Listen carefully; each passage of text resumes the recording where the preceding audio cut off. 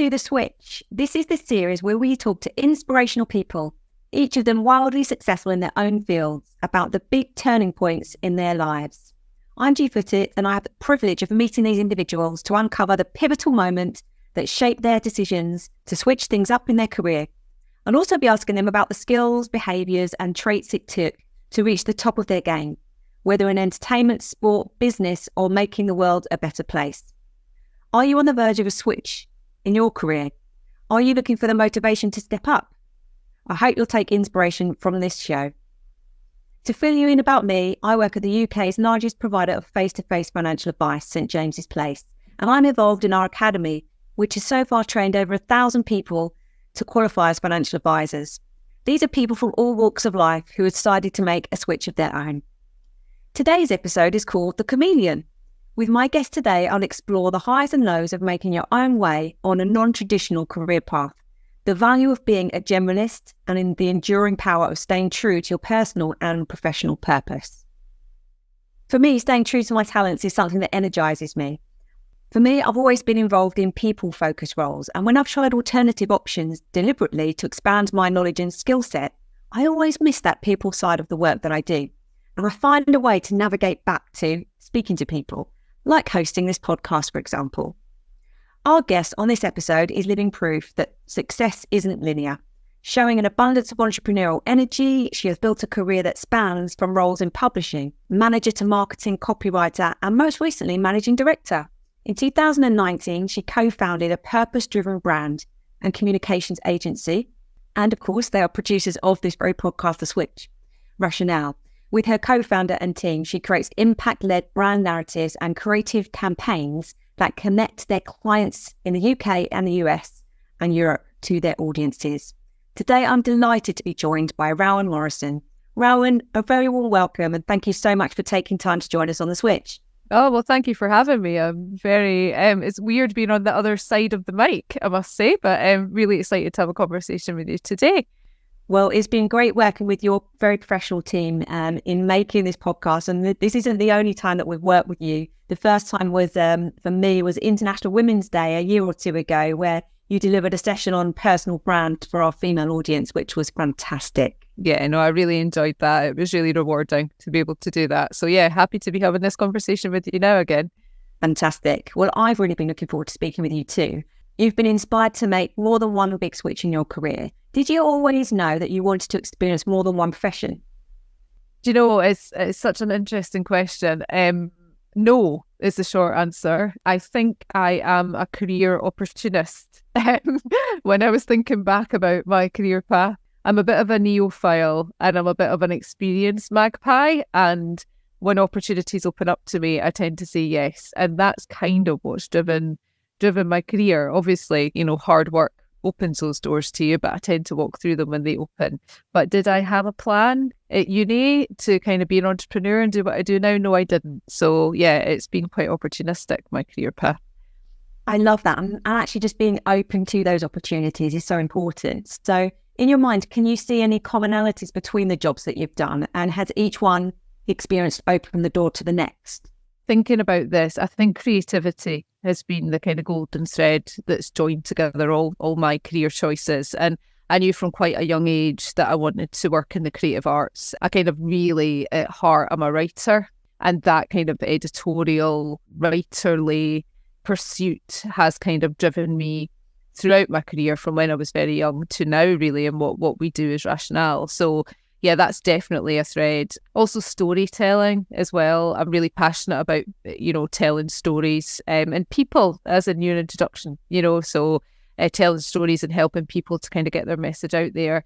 And if I'm brutally honest, I also quite like high octane work. So I quite like, you know, living on the edge, and I've been drawn to careers that are in that vein, you know, that have demanded a lot of me, that are challenging and challenge me to kind of go beyond my comfort zone. So I think those are all pretty common to my, you know, diverse career choices. Wow, I love that high octane career choices. Yeah. Brilliant. So would you class yourself as a multi-specialist or a generalist? And have you used this in any way to your advantage? Yeah, I think I've beaten myself up a lot about this in the past. I mean, in a way, it's a kind of a privilege and a curse to be good at lots of things. And I was even, at school, I was quite good at science and I was good at arts. And then I kind of chose a lane because arts was really where my heart was. But I've been reading a book called Range by David Epstein, which is about the kind of power of being a generalist. And it's just like giving me a total kind of eureka moment. And that is a description of me. I think, there are areas of specialism. I think, again, the editorial piece, I think I probably am quite specialised in that. And, over time, I've become quite specialist in marketing and marketing strategy. But yeah, I'm a generalist. I can kind of turn my hand to most things, which I think as a founder of any business is very much a positive. So, when you're feeling out of your depth around people who have depth of knowledge in one subject, actually nowadays and looking ahead, to what the careers of the future will be, I think having a diverse skill set is actually hugely valuable. And I think employers look for that now. Yeah, definitely. And do you find yourself, because you are able to do many things, being a bit of a control freak, or are you good at delegating? Have you been here watching me? Yes, I am a control freak, absolutely. And a control freak and proud, because I think I am a stickler for high quality, and it's something that's kind of really, formed the foundation of this agency, is that we want to do good work. That said, I like to give people freedom as well. So it's about hiring the right people and then not having to control them. And that kind of old adage, the Steve Jobs adage of hiring better than yourself, you should never be the best person in the room as a founder. So although I am pretty much over everything and find it very difficult not to be, I'm lucky now that I've got a team that I can trust to deliver. So I don't have to be as much. Absolutely brilliant. Okay, so helping the audience understand a bit more about you then. So while running your first business, Rowan Morrison, you wrote a column, Toddling in Heels, about balancing life as a business owner and a mother. How did that opportunity arise and what inspired you to pursue it? Oh, it's so funny you've brought that up. So basically, Toddling in Heels came out of frustration. So I had my first son and had realised that, motherhood was a gift and something I was really enjoying, but it definitely wasn't all of me. And I was missing work. So yeah, founded Rowan Morrison, which was an editorial consultancy that I set up with a friend, and was doing that kind of part-time. But I was bored and also frustrated by, talking to other mums at the nursery gates who were full-time mums and kind of, I think, were quite judgmental of me having a career when my son was still quite young, and felt that story wasn't being told and that women like me weren't kind of being represented. And God, you beat yourself up as a working mum all the time because you feel like you're not doing, giving your best to any element of your life. So thought it was an interesting area to explore. And I just pitched it to a magazine. It's kind of the Scottish version of Hello. And they picked it up. And yeah, I did that for nearly 3 years actually. And it was a very personal column that I really, really enjoyed doing. It was kind of like a lo-fi Sex in the City, but for motherhood and work. And I told the story of what it's like to balance being a mum and still wanting a career, really. That is absolutely brilliant. And I think people should try and track that down and give it a read. Is there any crossover between your professional and personal roles? How the key skills and experience that you have developed as a parent influenced your career or vice versa? What a great question. You should ask my kids that and probably my team. I think, it's interesting. I think that there is overlap. There is overlap in a weird way between parenting and running a team. And I think two sides to my personality as a leader and a mum that are probably kindness and also having high expectations. And I think being a mum, I'm quite maternal. I think the team probably see that. I care about them very deeply, probably too much sometimes actually, because, you're up at 3 a.m. wanting that everyone's happy. So I am quite maternal, but I also have, I expect people to take, personal responsibility. And I definitely, I've kind of done that with my kids, and both my kids, I'm happy to say, kind of through osmosis are quite entrepreneurial now, and they see entrepreneurship as as a kind of an option for them that I think they wouldn't have if I didn't do what I do. So I'm very proud of that. But yeah, I think kindness is something that, I try to embody as a parent, obviously, but also at work. And I think, yeah, that's something, you never get it 100% right, but it's, something that I kind of balance that high expectations and kindness in both of those roles. This is a point where we look at that light bulb moment when someone makes that switch to a whole new realm of success. Rowan, in 2019, you founded Rationale with your business partner, Sven. What drove you to set up the business, and how did you know that Sven was the right person to partner with? So many things led me to set up Rationale. I was managing director of another agency, a financial services specialist content agency. It had been bought by a parent company, and long story short, that was problematic in lots of different ways. And I was finding it hard to meet the expectations of that parent company around targets, while also meeting the expectations of my quite sizable team around culture, and was working extremely hard, very long hours. And basically one Christmas reached a point of burnout where I thought, if I'm going to work this hard, I'd like to do it for myself and be building something that's, leave some kind of legacy. Sven, my business partner, worked with me at that agency, and he supported me setting up a New York branch.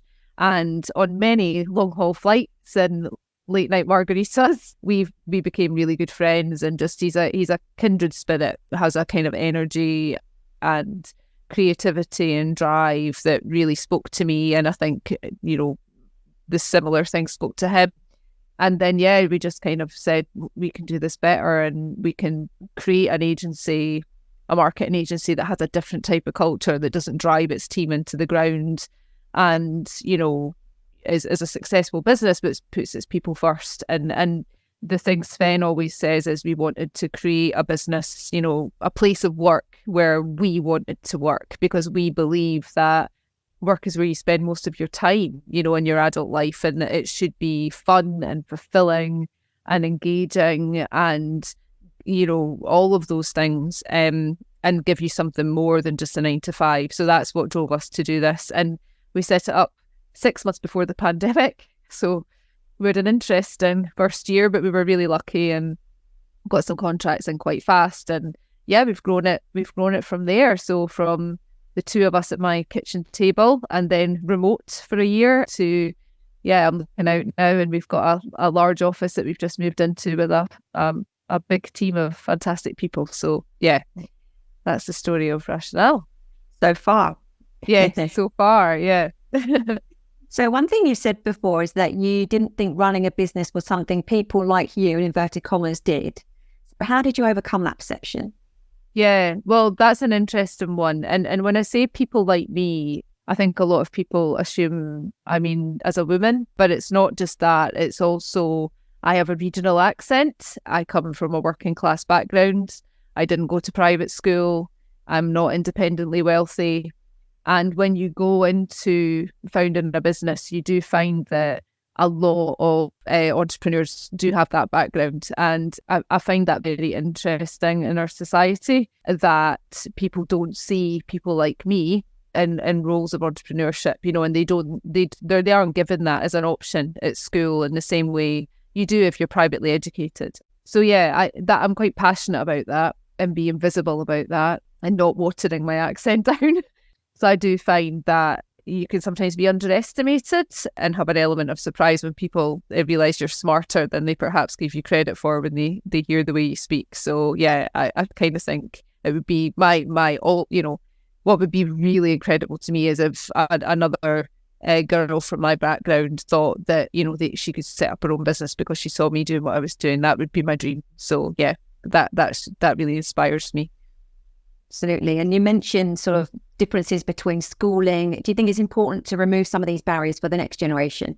Absolutely. Absolutely. It drives me insane that children in state schools aren't taught business studies in the same way that it's just a given when you're privately educated. I think it should be something that all children have access to, and that people can go in and speak to schools about what they've done and what they've achieved and how they've done it. And also that you can do that at any time as well. You can, I was a little bit later in life coming to this, and that's okay. So yeah, I think it's important for people to see other people like them doing things that they might not think that they're capable of. I think it's super important.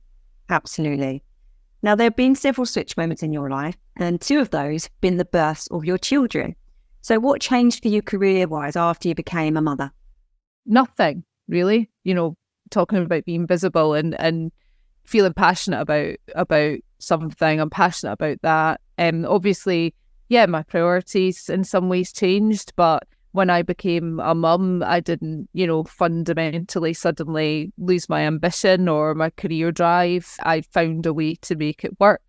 And I also understand that I'm very privileged in that I had a supportive home environment and felt able to do that in the way some people maybe can't, and that's fine.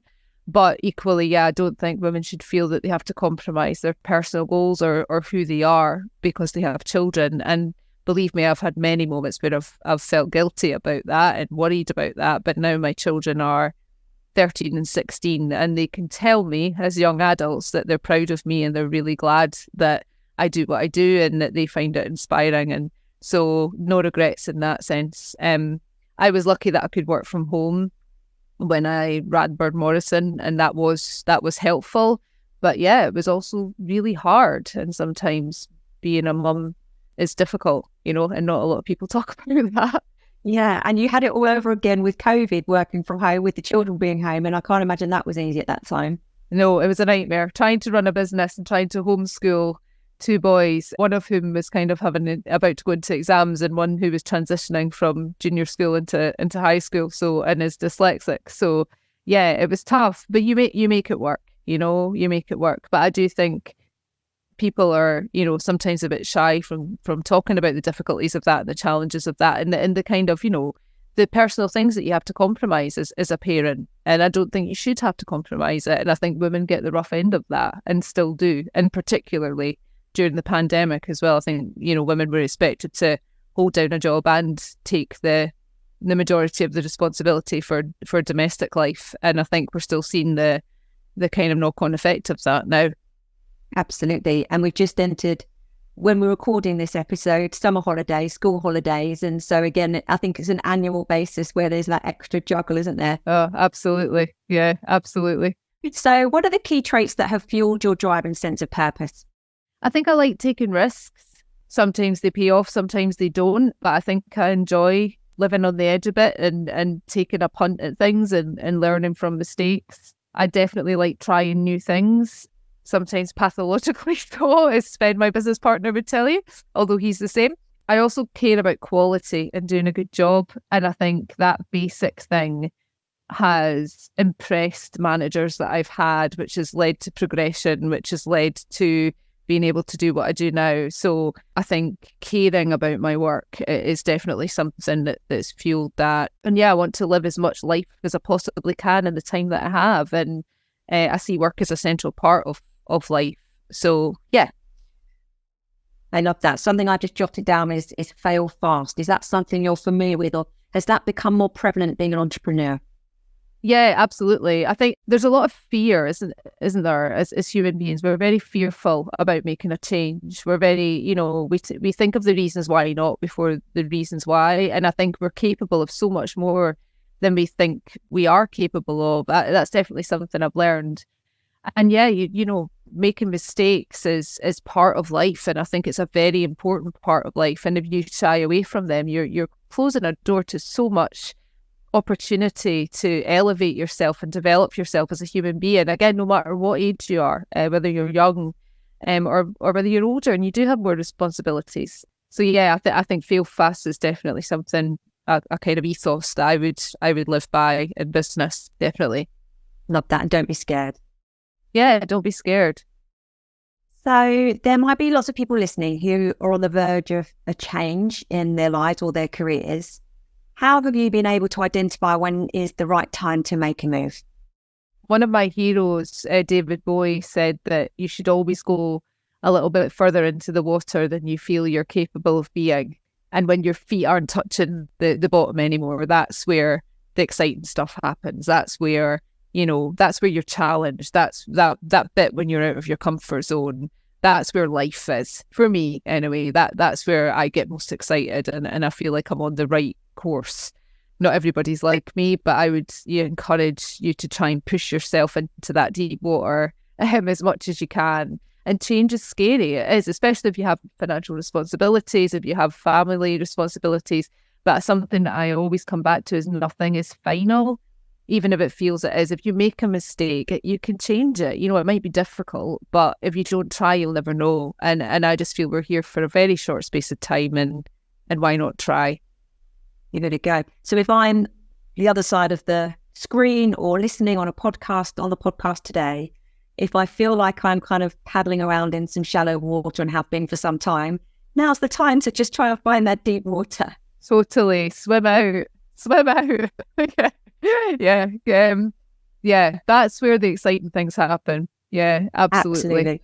Love that. So as somebody so adaptable, is being an employer and being a constant for your team a shift in your own mindset? No, what a great question that is.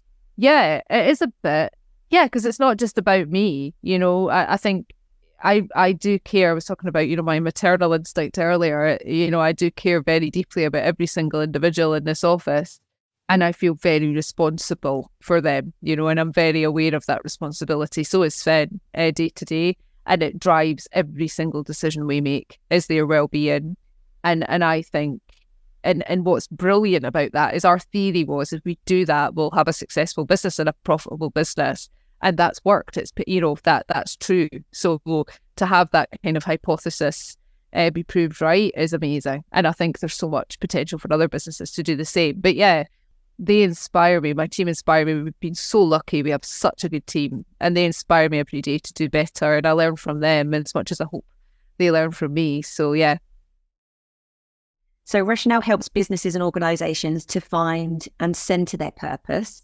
Why is that important, and how do you stay centred in your own purpose and values when telling other people's stories? Yeah, so it's fundamental. I really believe in the power of the private sector to affect change. We are in a world at the moment where, we're challenged in all sorts of ways. You look at the climate change emergency that we are in the middle of. You think about, the cost of living crisis. There's a lot of negativity, and I think businesses have so much potential to do good in that and to contribute well to that. And if you're not a values-driven business, I think you will be left behind. I think, as an entrepreneur, your personal values are inextricably linked to your business values. And we're a B Corp, which is a really exciting community to be part of. We're very passionate about that. And I think that keeps us right because it is a legal obligation. And I think if you are values-driven and purpose-driven, it's important to have that as part of your governance. You can't just talk to it. So we work with clients like yourselves who care about their people, who want to put good things out into the world, who want to support people in the right way. And we're quite militant about that. We and I think, again, that leads to us getting good people who want to work with us because our clients are part of our culture as well. So that's paid off.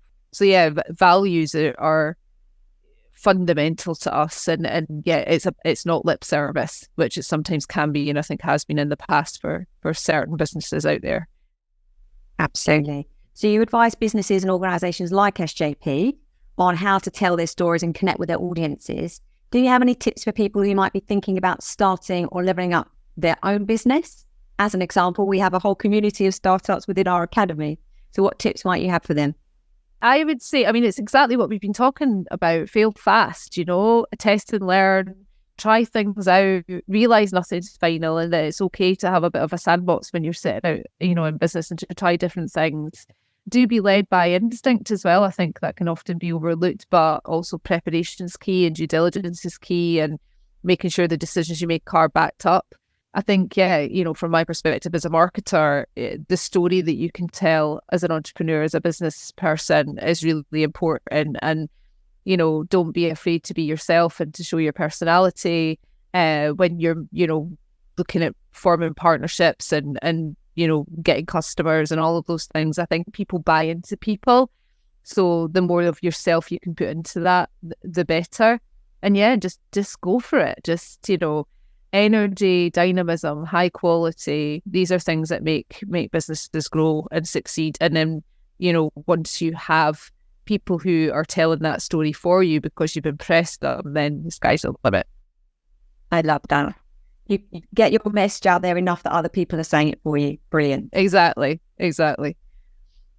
So what's it like at SJPG in terms of the team dynamics and because I was talking about how, we love working with you and you're a client that we see as values driven. How do you kind of go about embedding that in what you do and how you support, your advisors? Well, absolutely. So we have an academy. We've got 345 people currently in training, and then we've got lots of new businesses that are out there being launched, and everybody's businesses are their own. And as you were saying, Rowan, it's all about their personal story, their authenticity. So it's helping them to be brave, to get out there and show who they are, because the more authentic they are with their audience or their potential clients, the far quicker people are going to know, like, and trust them. So it's about helping them to find out who they are, what their purpose is, and then telling that story in some way or another. And actually, we're just starting a series of interviews called SJP Advisor Stories so that we can showcase people's transition, if you like, from their perspective, which I think is going to be exciting. And I think for some people, that might be their first opportunity of having an interview like we're having today and talking about, well, I used to be this, now I'm doing this, and just owning that transition. So we're excited to help them with that. But if you were to come through the Academy training program, there is a whole section on your purpose, your why, your business plan, and also so much support in terms of central marketing and helping you on your social media platforms. But there's also very much a willingness from our point of view that they don't SJPify themselves. They actually are their own brand. So you did a brilliant personal branding session with us for International Women's Day. Have you got any sort of top pointers or things that people might be able to think about when they're starting their own business? From a personal brand perspective, I mean, people buy into people rather than, organizations. So putting yourself at the forefront of your business, it can feel quite vulnerable if you're not used to doing it. But there's ways that you can do it that suit your style. So, maybe you like public speaking, so you should go, kind of seek out opportunities to do that. Maybe you're more like me, you like to write, so maybe you can write blogs. There's lots of different ways now and lots of different platforms that you can get your message out on. But I always recommend being quite systematic about it. So kind of analysing your skill set and stories that you can tell about yourself. People like kind of interesting nuggets. So if you've got something that you love to do in your personal life, I'm a trail runner, for instance, and when I talk about that to clients, you can see they're like, oh, wow, that's interesting. Let's talk about that and we'll get back to the marketing. And it's ways to be memorable, so they remember you for you rather than just, what you're talking to them about from a business perspective. So yeah, it can feel odd if you've not done it before, but once you get into it, it's really enjoyable because then, you're talking about what you love in a business context, and it's also can give you confidence if you're new to entrepreneurship because you can kind of wrap it up in things that you already know that you like to talk about. So it can feel like a safer space. So yeah, absolutely. And your energy kind of changes when you're talking about something you're genuinely really passionate about yourself. So I was going to ask you a question about, you've started businesses before, and of course, one of the most important things when you're starting out is getting your first client or your first handful of clients.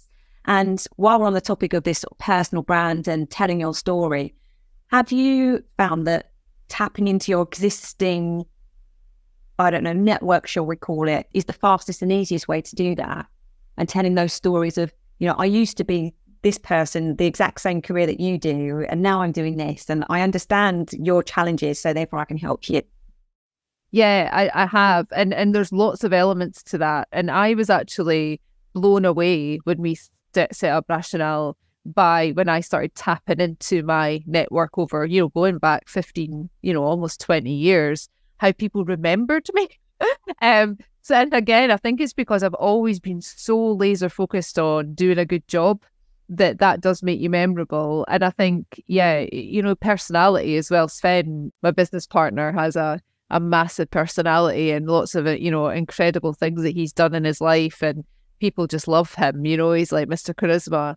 And I think that combined with the quality really paid off for us in the early days, because people remembered both of us and wanted to work with us again. And also we're gunning for us. We're like, yeah, come on, we want you to succeed and we want to play a part in that because we like you and we like what you do and we think you're bringing something new to this area. So yeah, I was genuinely blown away by that. And it definitely, that first year when it is hard, it's hard to kind of get that client base, to build on. You need case studies to be able to get new clients. That was amazing and stood us in good stead. So I would say, from the outset, know who you are, know what you want to say, be memorable and deliver what you promise, because then people will recommend you. And I think referrals are the gold dust of how you grow out a business. You want to be referred, and you'll only get referred if you're excellent. So I think that's what I would advise people setting out to focus on.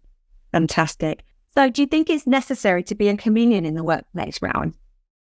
I think, as we were saying earlier, flexibility and not being afraid of change, I think as an entrepreneur is good. I think if you don't like taking risks, if you are scared of kind of stepping out of your comfort zone, I think it might take you longer. I'm not saying you couldn't do it, because I think everyone is capable of this, but I think that's something you should probably work on.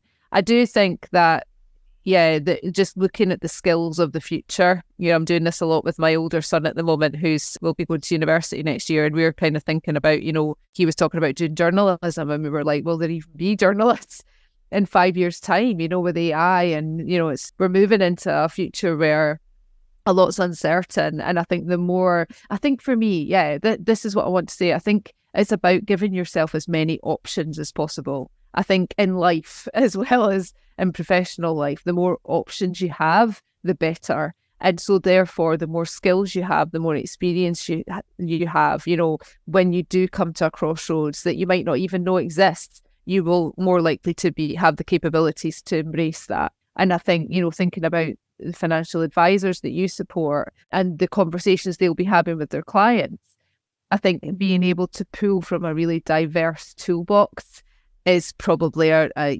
useful thing to be able to do. So read widely, listen to lots of podcasts like this one, educate yourself in as much areas as you possibly can, and enjoy that. I think it's a gift to be able to do that. So if you can, I would say definitely be a chameleon. Absolutely.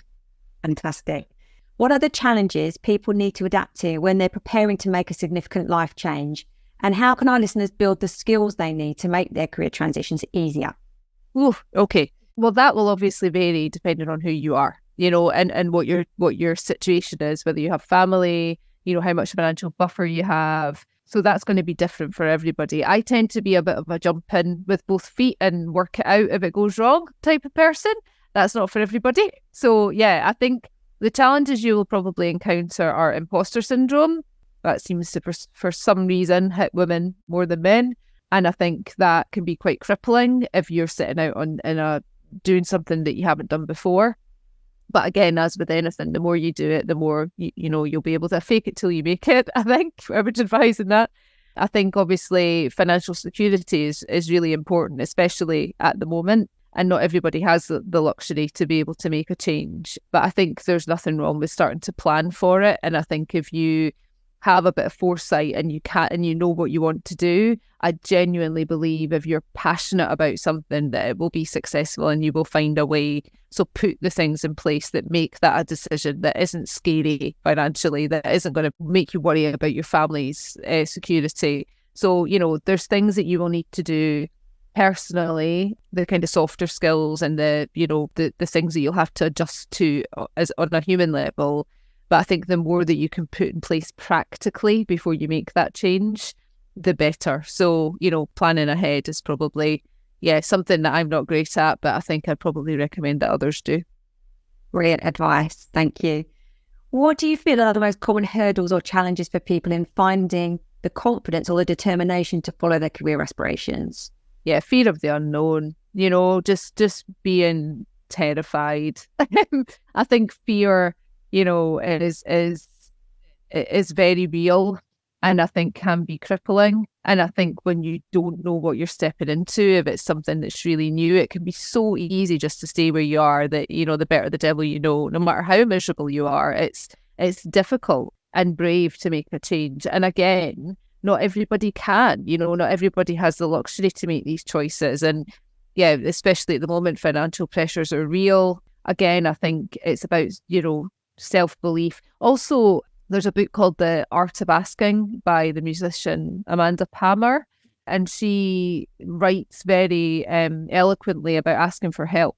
And everybody will have people that they know in their family and their network, friends of friends, that if you reach out and ask for help, whether that, you know, just to talk things through, to help with your business plan or financially or with ideas, you will be amazed how people will step up and, you know, support you with that. And it's such a joy to speak to people about a business endeavour. So yeah, I would say that can help with that confidence. You shouldn't do hard things alone. I'm very privileged that I do have a business partner, and we are, you know, very complementary, and I literally don't think I could have done this without him. So, you know, find someone else who'll do it with you, because yeah, we aren't made to do difficult things alone, and it is difficult at times, and it's a roller coaster, but God, the highs are very high.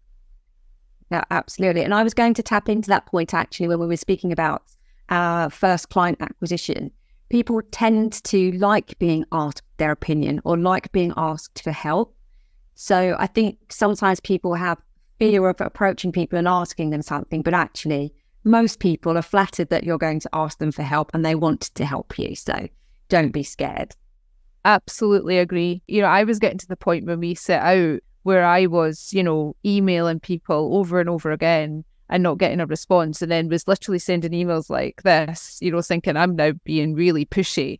And it was always that email when I was kind of like, oh, I don't really like this, that they responded to. And they were like, thanks so much for chasing me up. And I've been watching how things have been going on LinkedIn. I think you're doing a great job. I was just waiting for the right time, and your email, this last email, landed on the right day. Yeah, just don't be afraid to hustle and push your agenda and prove to people that you're worth taking a risk on. You know, I think, yeah, people want to help you. People are absolutely good.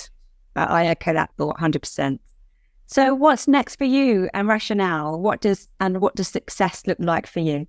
Oh, it's something we talk about all the time. You know, so Sven, we're always like, the goals that we had at the beginning are changing. You know, we see what we've built here and we want to keep building it. We just moved into a new office space about 2 weeks ago. So that's the kind of first priority, is getting that finished, because we've still got some boxes to unpack and desks to buy. And so getting that be really nice for our team. We're taking the team to Madrid this year to kind of say thank you for getting us to where we are and having a bit of a strategy session. So we're looking forward to that. There will be karaoke involved, as there always is with Rationale.